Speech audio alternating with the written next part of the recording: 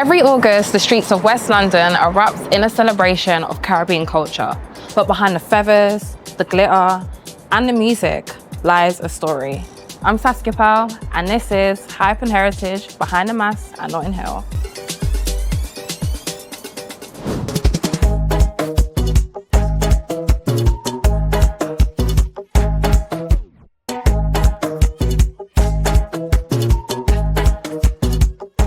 Today, we're in Royal Oak, heading to Porchester Hall for Hype Mass's first day of distribution.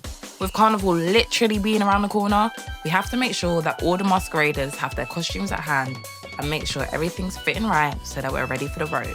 This is my first time ever playing mass, and I'm playing with Hype Mass. I feel like I'm going to be in so much awe to see what actually happens behind the scenes, all of the effort and community and everything come together. This is before Carnival's even started. To see how much work and love goes into making costumes, into sorting out the costumes and packages, I just think it's going to be something really beautiful to see.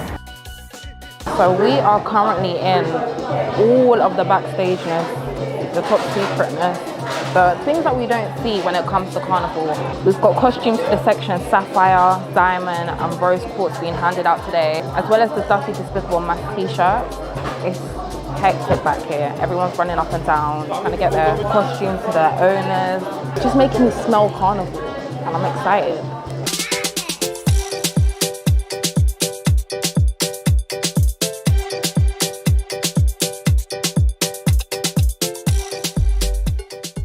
So this is Jace. He has been working with Hype Mass for how long? I've been working with them for about 2 years since they've been independent again, but I've worked with him since 2010. I did my training for about 5 years, and I'm still training now. Everywhere I go, if I can learn something I will, but I think I did a lot of the background work for about 5 years, and then 2018 onwards I started being more independent and putting myself out there as a designer. But yeah, it comes with a lot of work. So when you say training, what type of things does that consist of? You can't design something and you can't draw, you've got to bring your creations to life. So learn how to do straight lines, learning how to cut properly, learning how to make the quality of work be of a standard as well. And then also having the imagination to create something and be able to, create a whole bodysuit out of it and a costume out of it. You've got to trial and error, you've got to do practice runs, you've got to put the groundwork in before you can be independent in this and do solo designing. You just got to learn the foundations. I'm with Chloe, a costume designer from See Unique, and she has designed the Orlis section for Hype Mass this year. Now, Chloe, what is something that goes into designing costumes and creating costumes that people don't really see? I think it's the time and the effort. So I think having to put something together and making it look effective. It's also if it's, eye-catching, if it's going to be okay for the customer, because you've got to work with the customers as well. There's a lot to think about. You can't just put gems on. You've got to really think about, okay, where the gem's going to place, because sometimes it might rub somewhere, it could fall off, and the type of gems you're using, and how you want to design, what kind of panties, the type of bras. So a lot of these things have to play a part when it comes to designing. Would you ever consider stop making costumes, or do you think it's going to be something you're going to be doing forever, never?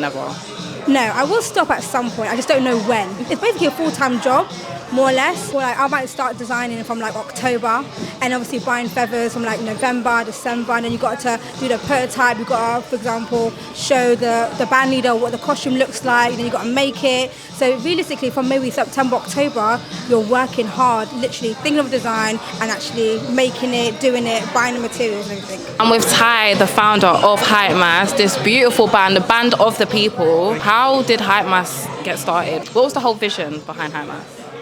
Hype Mass started originally in 2013. So I was with another mass band called Majestic 64.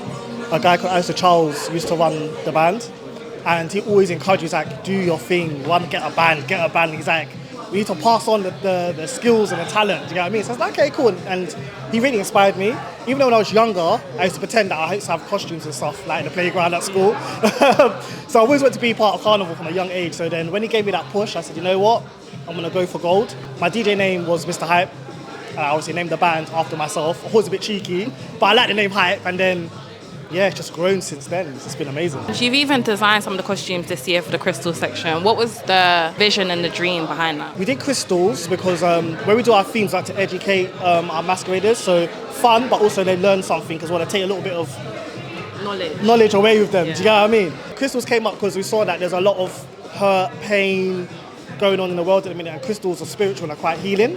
So we was like, you know what? We're going to heal Notting Hill this year. My vision was I want everyone to be a walking crystal. I feel like I've executed that throughout the costume. There's 7 sections this year, right? Yes. I don't think I've seen a band with 7 different sections before. Like, how did you come up with that idea? We had a lot of interest of people saying they want to come on board because I heard amazing things about Hype Mass from last year's carnival. So we have got a lot of new sections that's come on this year. That's one thing Hype Mass is very strong about, is giving people opportunity to come in, learn talent and grow and do their thing. My first time playing mass this year, and I'm playing with Hype Mass. Yeah. So what's some advice for a first time masquerader? Come early. Sunday, come early, mingle, meet people, stay hydrated. So we have loads of water and drinks on our truck. I would say pace yourself and comfortable shoes. Most important is comfortable. Because we're going to be on the road all day. All day. Yeah. I'm with Crystal and Chrissy of Culture Rhythm, and this is our founder of the band. Yeah, What about you? I'm just here for the culture. You've been designing costumes, making costumes for 10 years now, been a part of Carnival for 10 years. Yeah. How have you seen it evolve? From when I started, I saw it's changed a lot over the years. It's gotten bigger for a start. Even my section's gotten bigger. I started and there was only about 5 of us. This year, Amethyst has 30 masqueraders in the section, is that right? Yeah, 31. How does it feel now that you've gone from making a smaller number of costumes to basically a class work? It's definitely been some challenging along the way. I'm glad we're here. I always look forward to the ending because in the end it's all going to be worth it. That's what I always say to myself. I've had times when I've been down, I've had times when I've been up, but I have the support of my sister and all my other team members as well. And do you see Carnival as a seasonal thing, or is it 24/7, 365 for you? For me, I would say all year round because as soon as we finish, we start again. We think of the next design, the next theme and stuff like that. So I say it's all year round. The most important question, are you ready for the road? Been ready. Been ready, that's what you want to hear. Okay, so we've got the backpack, the goods and the costume secured for Sunday and Monday. On Sunday, we're doing Dirty Mass. I'm going to be dressed up as a minion.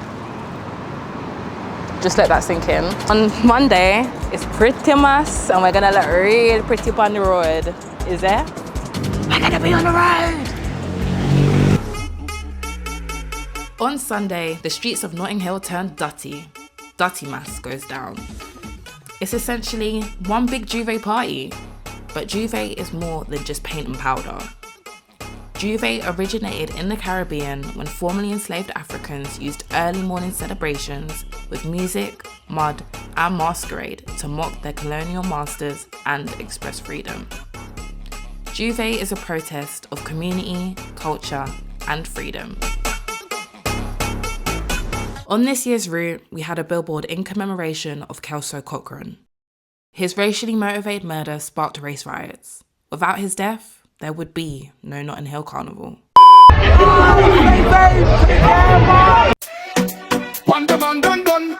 And here we have it, the scenes of Carnival Monday, also known as Pretty Mass.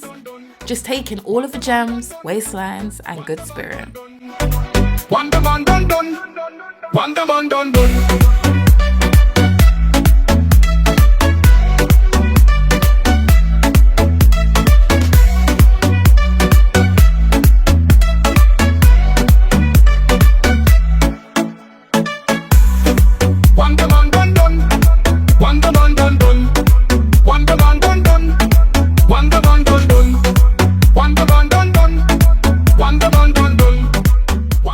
So the NHC weekend is done and I don't know how I have sensation in my feet right now because boy, the amount of steps that we done, ridiculous. This has been such a heartfelt experience for me, seeing all of the love and community come together and making all of these beautiful bands. It's been nothing short of sensational. Now, it was my first time playing mass. Would I do it again? Yes, like, is that even a question? I am definitely gonna be playing mass every single year. It just makes the experience so much better being on the road, having safety, security, having a drinks truck so I don't have to keep finding a local boss man to get my drinks. Just walk waste and walk. Well, I hope you've enjoyed this journey just as much as me. This has been Hype and Heritage behind the mask at Notting Hill.